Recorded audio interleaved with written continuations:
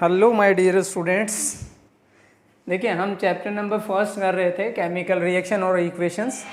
इस चैप्टर की सबसे इम्पोर्टेंट जो है वो टाइप ऑफ रिएक्शन वो है रेडॉक्स रिएक्शन। और रेडॉक्स रिएक्शन के बारे में हम है वो आज डिस्कस करेंगे। रेडॉक्स रिएक्शन क्या होती है? देखिए, रेडॉक्स रिएक्शन एक ऐसी रिएक्शन होती है जिसमें दोनों काम होते हैं। जैसे ये देखिए, ये रेडॉक्स, ये जो वर्ड है, इस वर्ड से भी हमको ये मालूम पड़ रहा है कि रेड और ऑक्स। तो रेड, इसका ये वर्ड हमने ले लिया रेड और इसका ले लिया ऑक्स, तो ये हो गया ऑक्सीडेशन और ये हो गया रिडक्शन। ठीक है, तो ये रिडक्शन और ऑक्सीडेशन जिस केमिकल रिएक्शन में ये दोनों एक साथ हों, ठीक है, उसको हम क्या कहते हैं? रेडॉक्स रिएक्शन कहते हैं। जैसे एग्जाम्पल देखिए आप, है ना, एग्जाम्पल में हमने लिया CuO plus H2 is equal to Cu plus H2O। यहाँ देखिए, यहाँ पे दोनों रिएक्शंस एक साथ हुई है। कौन कौन सी रिएक्शन? रिडक्शन भी इसमें हुआ है और ऑक्सीडेशन भी इसमें हुआ है। अब आप पूछेंगे कि सर ये ऐसे कैसे हो रहा है, बताइए। तो देखिए, यहाँ पे हम जानते हैं ना कि ऑक्सीजन को लिबरेट करना, यानी ऑक्सीजन जो है रिमूव करना, ठीक है, लूज करना ऑक्सीजन को, उसको हम क्या कहते हैं? रिडक्शन कहते हैं। तो यहाँ पे देखिए, कॉपर ऑक्साइड क्या हो गया है? कॉपर ऑक्साइड हो गया रिड्यूस्ड। ये क्या हो गया? रिड्यूस्ड हो गया। इसने ऑक्सीजन प्रोवाइड कर दी है, ठीक है। तो जो ऑक्सीजन प्रोवाइड करता है वो क्या होता है? वो रिड्यूस्ड हो जाता है यहाँ पे, ठीक है। अब देखिए, यहाँ पे ये हाइड्रोजन है, उसने ऑक्सीजन गेन कर ली, तो हाइड्रोजन क्या हो गया? हाइड्रोजन जो है वो ऑक्सीडाइज हो गया। ये क्या हो गया? ऑक्सीडाइज हो गया, ठीक है। अब यहाँ पे देखिए, जो सब्सटेंस है वो रिड्यूस्ड होता है, ठीक है, यहाँ पे रिड्यूस्ड हो रहा है, तो यहाँ पे कौन सी रिएक्शन हो गई? यहाँ पे हो गई आपकी रिडक्शन रिएक्शन, ठीक है। और यहाँ पे देखिए, ऑक्सीजन इसको दी जा रही है हाइड्रोजन के द्वारा, तो ये क्या हो गया आपका? Oxidation reaction. तो देखिए, ऐसी रिएक्शन जिसमें ऑक्सीडेशन और रिडक्शन दोनों होते हैं उसको हम क्या कहते हैं? बोलो। हाँ, उसको कहते हैं हम रेडॉक्स रिएक्शन। तो यहाँ पे दोनों हो रहे हैं, दोनों हो रही है, ऑक्सीडेशन भी हो रहा है और रिडक्शन भी हो रहा है। अब आप देखिए कि जैसे रिड्यूस्ड हुआ है कॉपर ऑक्साइड, कॉपर ऑक्साइड क्या हो गया? रिड्यूस्ड हो गया, हाइड्रोजन हो गई ऑक्सीडाइज। अब जो रिड्यूस्ड होता है वो होता है ऑक्सीडाइजिंग एजेंट। इसको हम क्या कहते हैं? ऑक्सीडाइजिंग एजेंट बोलते हैं इसको, ठीक है। जैसे LIC के एजेंट होते हैं ना, ठीक है, वैसे ही ये है वो ऑक्सीजन प्रोवाइड करने वाला, यानी वो सब्सटेंस जो ऑक्सीजन प्रोवाइड करता है उसको हम क्या कहते हैं? Oxidising agent.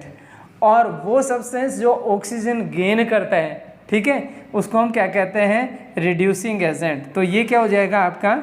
रिड्यूसिंग एजेंट हो जाएगा। ये हो गया आपका रिड्यूसिंग एजेंट और ये हो गया आपका ऑक्सीडाइजिंग एजेंट। तो हम इस रिएक्शन को डिफाइन कैसे कर सकते हैं? इसका डेफिनेशन हमको लिखना हो तो हम कैसे लिखेंगे? ऐसे लिखेंगे कि दोज रिएक्शंस, वो रिएक्शंस इन विच ऑक्सीडेशन, हाँ, ऑक्सीडेशन एंड रिडक्शन, ऑक्सीडेशन और रिडक्शन टेक्स प्लेस साइमल्टेनियसली। ये इसको हम क्या कहते हैं? इसको कहते हैं साइमल्टेनियसली, ठीक है, टेनियसली। इसको हम कहते हैं वो रेडॉक्स रिएक्शन कहते हैं इसको। तो यहाँ रेडॉक्स रिएक्शन आपके समझ में आया? अब देखिए, क्वेश्चन इस तरह से पूछा जाता है। रेडॉक्स रिएक्शन के केस में क्वेश्चन आपको कैसे पूछा जाएगा? भाई, what do you mean by redox reaction? Definition आ सकती है, इसके अलावा क्या आ सकता है? गिवन एग्जाम्पल, तो एग्जाम्पल दे दिया। ऐसे भी पूछा जा सकता है कि बताइए इसके अंदर रिड्यूस्ड कौन हो रहा है और ऑक्सीडाइज कौन हो रहा है। तो देखिए, CuO रिड्यूस्ड हो रहे हैं और ये ऑक्सीडाइजिंग एजेंट भी होता है, यानी जो रिड्यूस्ड होता है वो ऑक्सीडाइजिंग एजेंट होता है और जो ऑक्सीडाइज होता है वो क्या होता है? रिड्यूसिंग एजेंट होता है। अब सिर्फ इतना सा एक एग्जाम्पल हमने दे दिया, इस एग्जाम्पल से ही हम इसको सफिशिएंट नहीं मान सकते। एक एग्जाम्पल हम और देते हैं इसका, ठीक है। उसमें भी आप देखेंगे इसमें जो है वो ऑक्सीजन का है वो लेन देन हो रहा है एक तरह से, लेकिन इस एग्जाम्पल को देखेंगे तो आप ये देखेंगे कि इसमें ऑक्सीजन का कोई मतलब ही नहीं है यहाँ पे, ठीक है। अब आप देखिए, यहाँ पे हम एग्जाम्पल दे रहे हैं आपको, हमने किया कि Fe2O3 plus Al is equal to हो गया Al2O3, ठीक है, Al2O3 प्लस Fe हो गया ये। हाँ, अब यहाँ देखिए इस रिएक्शन को जब आप देखेंगे तो यहाँ पे देखेंगे कि इसके पास ऑक्सीजन है तो इसके पास से ऑक्सीजन हट गई, रिमूवल ऑफ ऑक्सीजन हो गया, इसके पास ऑक्सीजन नहीं थी तो इसके पास ऑक्सीजन आ गई, ठीक है। तो यहाँ देखिए Fe2O3 क्या है, ऑक्सीजन प्रोवाइड करने वाला है, ठीक है। तो यहाँ पे ये रिएक्शन हुआ है आपका, हो गया रिडक्शन। कौन सा रिएक्शन हो गया, ये आपका रिडक्शन हो गया। और यहाँ पे कौन सा हो गया, ये हो गया आपका ऑक्सीडेशन रिएक्शन, ठीक है। अब आप देखिए यहाँ पे रिडक्शन रिएक्शन हुआ तो किसका, कौन रिड्यूस हो रहा है, यहाँ पे Fe2O3 ये रिड्यूस्ड हो रहा है। ये क्या हो रहा है, रिड्यूस्ड हो रहे हैं, रिड्यूस्ड। अच्छा, इसके बाद में ऑक्सीडाइज कौन हो रहा है, एल्यूमिनियम। एल्यूमिनियम क्या हो रहा है, ऑक्सीडाइज हो रहा है, एल्यूमिनियम ऑक्सीडाइज हो रहे हैं। और Fe2O3 जो है वो क्या हो रहा है, रिड्यूस्ड हो रहा है। तो हम क्या कहेंगे कि जो रिड्यूस्ड होता है वो होता है ऑक्सीडाइजिंग एजेंट। वो क्या होता है, ऑक्सीडाइजिंग एजेंट होता है। और जो ऑक्सीडाइज होता है उसको हम क्या कहते हैं, वो होता है आपका रिड्यूसिंग एजेंट। वो क्या होता है, रिड्यूसिंग एजेंट। तो देखिए यहाँ पे एक अलग टाइप का एग्जाम्पल है ये, हालांकि है तो वैसा ही एग्जाम्पल, ऑक्सीजन का लेन देन हो रहा है इसके अंदर, ठीक है, लेकिन ये कुछ अलग एग्जाम्पल है। इसको हम थर्मिट रिएक्शन भी बोलते हैं, जैसे कि आपने पहले पढ़ा होगा, ठीक है, या आगे पढ़ोगे। इसको हम थर्मिट रिएक्शन भी बोलते हैं, थर्मिट रिएक्शन, ठीक है। तो इसके अंदर भी जो है वो ऑक्सीडेशन और रिडक्शन दोनों हो रहे हैं, इसलिए हम इसको रेडॉक्स रिएक्शन कहेंगे, है ना। अब इसके बाद में देखिए ये हो गई रेडॉक्स रिएक्शन। क्वेश्चन किस तरह का पूछा जाता है, जैसा मैंने आपको बताया। अब इसके बाद में बात करते हैं इसमें कि दो टर्म्स हैं इसमें, एक तो है कोरोजन और एक है रेंसिडिटी। कोरोजन और रेंसिडिटी दो टर्म्स हैं, उन दोनों टर्म्स को हम किस तरह से डिफाइन करेंगे, ठीक है। तो देखिए, और किस तरह से जो है वो उनको हम रोक सकते हैं, कैसे, how we protect the metals from corrosion and how we protect the substances, eating substances or eatable substances from the rancidity। तो सबसे पहले हम बात करेंगे कोरोजन की, ठीक है।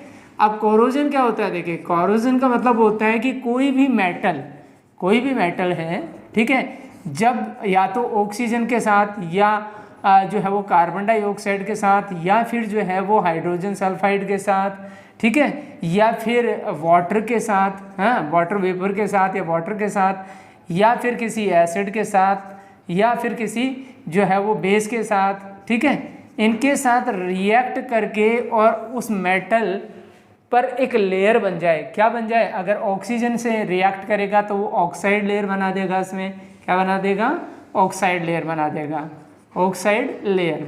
और अगर कार्बन डाइऑक्साइड से रिएक्ट करेगा वो मेटल तो उसका वो कार्बोनेट बन जाएगा। क्या बन जाएगा, कार्बोनेट बन जाएगा, ठीक है। इसी तरह से हाइड्रोजन सल्फाइड से करेगा तो ये सल्फाइड लेयर बना देगा, हाँ, सल्फाइड फॉर्म बन जाएगी इसकी।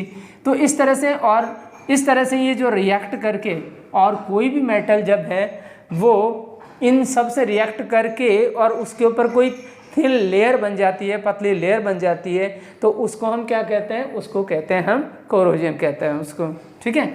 अब कोरोजन जो है वो, जैसे मान लीजिए आयरन की हम बात करें तो आयरन ऑक्सीजन के साथ रिएक्शन करके और वाटर के साथ रिएक्शन करके, और ये क्या बना देता है आपका Fe2O3.X यहाँ पे X क्या है, X है नंबर ऑफ वाटर मॉलिक्यूल्स। इसको हम क्या बोलते हैं, इसको बोलते हैं रस्ट भी बोलते हैं, इसको क्या बोलते हैं, रस्ट बोलते हैं। जितने भी आयरन के जो ऑब्जेक्ट्स होते हैं उनमें क्या हो जाती है, रस्टिंग हो जाती है, ठीक है। जैसे ही अगर हम कोई भी आयरन का ऑब्जेक्ट है उसको बाहर रख देते हैं तो उसके ऊपर मॉइस्चर और ऑक्सीजन रिएक्ट करके और उसका क्या बना देती है, एक ब्राउन रस्टी पाउडर बना देती है, उसको हम क्या कहते हैं, रस्ट कहते हैं। और उससे ये मेटल डिस्ट्रॉय हो जाता है। कुछ मेटल्स ऐसे होते हैं जो डिस्ट्रॉय होते नहीं हैं, उनके ऊपर एक थिन लेयर बन जाती है और अंदर का मेटल जो है वो प्रोटेक्ट रहता है उस थिन लेयर के कारण से। तो यहाँ पे देखिए रस्टिंग और कोरोजन में कोई ज़्यादा खासा डिफरेंस नहीं है। रस्टिंग जनरली हम आयरन ऑब्जेक्ट के लिए करते हैं और जो है वो कोरोजन है वो कोई भी मेटालिक ऑब्जेक्ट हो, उस मेटालिक ऑब्जेक्ट के ऊपर अगर किसी भी टाइप की कोई लेयर बनती है, चाहे वो ऑक्साइड लेयर हो, चाहे कार्बोनेट लेयर हो, चाहे सल्फाइड लेयर हो, कैसी भी लेयर बनती है या किसी भी सब्सटेंस के साथ वो रिएक्ट करके और एक कंपाउंड बनाता है, तो उसको हम क्या कहते हैं, उसको कहते हैं कोरोजन कहते हैं उसको। अब देखिए ये इन सब को रोकने के लिए, कोरोजन और रस्टिंग को रोकने का तरीका क्या है, तो इनके तरीके जो हैं वो बहुत सारे हैं। इनके अंदर जैसे मान लीजिए ऑयलिंग से, ऑयलिंग से हमें वो रस्टिंग को रोक सकते हैं, यानी कि ग्रीस और ऑयल लगा करके भी हमें वो रस्टिंग को रोक सकते हैं। क्योंकि जैसे मान लीजिए कोई मेटालिक ऑब्जेक्ट है, उसके ऊपर ऑयल की लेयर बना देंगे, तो ये ऑयल की लेयर जो है वो इस मेटल को वाटर और एयर के कॉन्टैक्ट में नहीं आने देगी, ठीक है। ऐसे ही जो है वो हमारे पास बहुत सारे प्रोसेस हैं। गैल्वेनाइजेशन है, हाँ गैल्वेनाइजेशन से भी है वो हम है वो मेटल को है वो प्रोटेक्ट कर सकते हैं। एनोडाइजिंग होते हैं, एनोडाइजिंग से भी है वो हम मेटल को क्या कर सकते हैं, प्रोटेक्ट कर सकते हैं।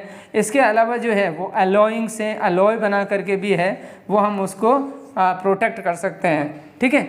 तो और निकल प्लेटिंग और क्रोमियम प्लेटिंग से भी हम उसको क्या कर सकते हैं, प्रोटेक्ट कर सकते हैं मेटल को।